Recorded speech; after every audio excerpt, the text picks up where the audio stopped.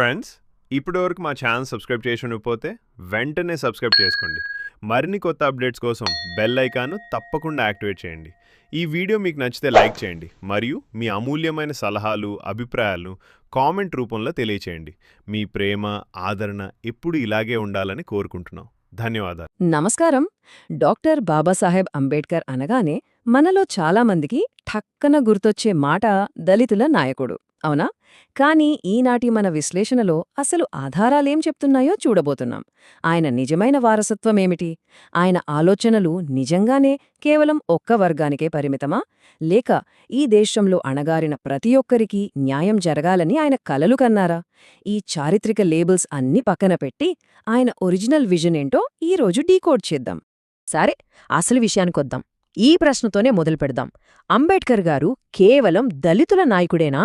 మనం ఆయన జీవితాన్ని, ఆయన రాసిన రాజ్యాంగాన్ని కొంచెం డీప్గా అర్థం చేసుకుంటే చాలు, ఈ అపోహ పూర్తిగా పటాపంచలవుతుంది. ఆయన విజన్ ఎప్పుడూ కూడా కేవలం ఒక్క సామాజిక వర్గానికి మాత్రమే లిమిట్ కాలేదు. ఇక్కడ ఆయనన్న ఈ మాటలు వింటే మీకు క్లారిటీ వస్తుంది. చూడండి, నేను ఒక కులానికి చెందినవాడిని కావచ్చు, కాని నా ఆలోచనలు మాత్రం మొత్తం భారతదేశం కోసం. ఎంత పవర్ఫుల్గా ఉందో కదా! ఈ ఒక్క స్టేట్మెంట్ చాలు మనలో ఉన్న ఆ మొదటి అపోహను సులభంగా చెరిపేయడానికి. ఆయన దార్శనికత, ఆ ఎంపథీ అనేది ఎంత విశాలమైనదో ఇక్కడే మనకు స్పష్టంగా అర్థమవుతుంది. అసలు ఇంత విశాలమైన దృక్పథం ఆయనకు ఎక్కడినుంచి వచ్చింది? ఒక్కసారి ఆయన చిన్నప్పటి కష్టాలను గుర్తుచేసుకుంటే, దళిత కుటుంబంలో పుట్టిన కారణంగా ఆయన పడ్డ అవమానాలు అన్నీ ఇన్నీ కావు. దాహమేస్తే తాగడానికి నీళ్ళివ్వలేదు, బడిలో తోటిపిల్లల పక్కన కూర్చునే హక్కులేదు, కనీసం ఒక మనిషికివ్వాల్సిన గౌరవం కూడా దక్కలేదు. కాని ఇక్కడే మనమొక విషయం గమనించాలి. ఆ చేదు అనుభవాలు ఆయనలో కోపాన్ని, ద్వేషాన్ని నింపలేదు. దానికి బదులుగా సమాజం పట్ల అంతులేని సానుభూతిని రగిలించాయి. సో ఇక్కడ అత్యంత కీలకమైన పాయింట్ ఏంటంటే, ఆయన ఒక గొప్ప సత్యాన్ని చాలా త్వరగా గ్రహించారు. అదేంటంటే, ఈ దేశంలో అసమానతలు అనేవి కేవలం ఒక్క వర్గానికే పరిమితం కాలేదు. సామాజికంగా, విద్యాపరంగా ఎవరైతే వెనుకబడి ఉన్నారో, అవకాశాలకు ఎవరైతే దూరమయ్యారో వాళ్లందరికీ న్యాయం జరగాలి. ఈ పోరాటం అనేది సమాజపు అంచునున్న ప్రతి మనిషి కోసమని ఆయన బలంగా ఫిక్స్ అయ్యారు. దీనికొక బెస్ట్ ఎగ్జాంపుల్గా మనమొక ఆసక్తికరమైన ప్రశ్నను పరిశీలిద్దాం. అదేంటంటే, షెడ్యూల్డ్ తెగలకు అంటే ఎస్టీలకు రిజర్వేషన్లు ఎందుకు కల్పించాలి? ఈ ఒక్క ప్రశ్న ద్వారా ప్రధాన సమాజానికి పూర్తిగా దూరమైపోయిన వర్గాల పట్ల ఆయనకు ఎంత ముందుచూపుందో మనం స్పష్టంగా అర్థం చేసుకోవచ్చు. అసలు స్వాతంత్ర్యానికి ముందు మన దేశంలో గిరిజనుల పరిస్థితులు ఎలా ఉండేవో ఒకసారి ఊహించండి. దట్టమైన అడవుల్లో బతుకుతూ చదువుకు, కనీస రోడ్డు సదుపాయాలకు, ఆస్పత్రులకు ఆమడ దూరంలో ఉండిపోయారు. లంబాడీలు, కొండరెడ్లు, చెంచులు, గోండులు, కోయలు ఇలా ఎన్నో గిరిజన తెగలు శతాబ్దాల తరబడి ఒంటరిగా ప్రపంచంతో సంబంధం లేకుండా మిగిలిపోయాయి. అందుకే వారికి రాజ్యాంగబద్ధమైన రక్షణ అనేది అత్యవసరమని ఆయన గుర్తించారు. ఖచ్చితంగా ఆ కారణంగానే ఆయన రాజ్యాంగంలో షెడ్యూల్డ్ ట్రైబ్స్ అనే ఒక ప్రత్యేక వర్గాన్ని అధికారికంగా గుర్తించారు. వాళ్లకు కూడా విద్య, ఉద్యోగాల్లో సమాన అవకాశాలు దక్కాలని రిజర్వేషన్లు తీసుకువచ్చారు. నిజానికి ఇదేదో ఓట్ల కోసమో రాజకీయాల కోసమో చేసిన పని కాదండి. ఎక్కడో అడవుల్లో మగ్గిపోతున్న అణగారిన వర్గాలను మెయిన్ స్ట్రీంలోకి తీసుకురావాలన్న ఒక అద్భుతమైన విజనిది. సరే, ఆయన ఆలోచనలు అద్భుతంగా ఉన్నాయి. మరి ఆయన కలలు కన్నా ఈ సామాజిక న్యాయం అసలు చట్టంగా ఎలా మారిందో ఇప్పుడు చూద్దాం. ఆయన విజన్ మన రాజ్యాంగంలో ఏ విధంగా డాక్యుమెంట్ చేయబడిందో కొన్ని ముఖ్యమైన ఆర్టికల్స్ ద్వారా చకచకా గమనిద్దాం. ముందుగా ఆర్టికల్ 14ని తీసుకుందాం.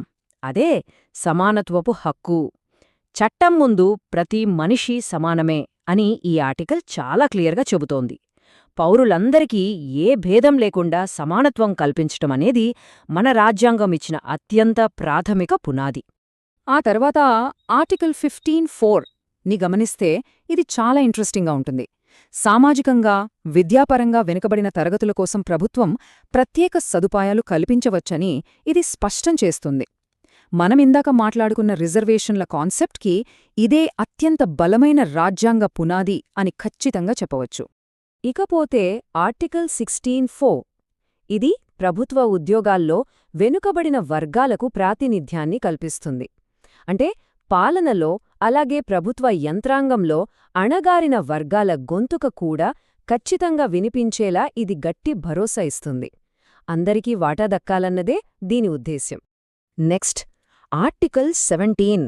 శతాబ్దాలుగా ఈ సమాజంలో వేళ్లూనుకుపోయిన అత్యంత దారుణమైన అణచివేతకు అంబేద్కర్ గారు ఇచ్చిన అత్యంత కఠినమైన దెబ్బ ఇది.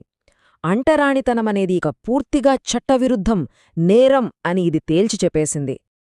అలాగే ఆర్టికల్ 46ని చూస్తే ఎస్సీ, ఎస్టీ వర్గాల విద్య, ఆర్థిక ఆసక్తులని ప్రోత్సహించాల్సిన పూర్తి బాధ్యతను ఈ ఆర్టికల్ ప్రభుత్వం మీద ఉంచుతుంది.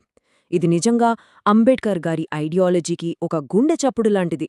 అత్యంత బలహీనమైన వర్గాలను పైకి తీసుకురావాలన్న ఆయన కమిట్మెంట్ ఇక్కడ మనకు అక్షరాలా కనిపిస్తుంది. ఇప్పుడు ఇక్కడ మనం గమనించాల్సిన అత్యంత ఆసక్తికరమైన పాయింట్ ఏంటంటే, ఆయన రాజ్యాంగాన్ని కేవలం ఒక చట్టాల పుస్తకంగానో రూల్ బుక్గానో ఎప్పుడూ చూడలేదు. ఆయన ఏమన్నారో చూడండి. సామాజిక ప్రజాస్వామ్యం పునాదిగా లేకపోతే రాజకీయ ప్రజాస్వామ్యం ఎన్నాళ్ళో నిలబడదు. అంటే అర్థమేంటి?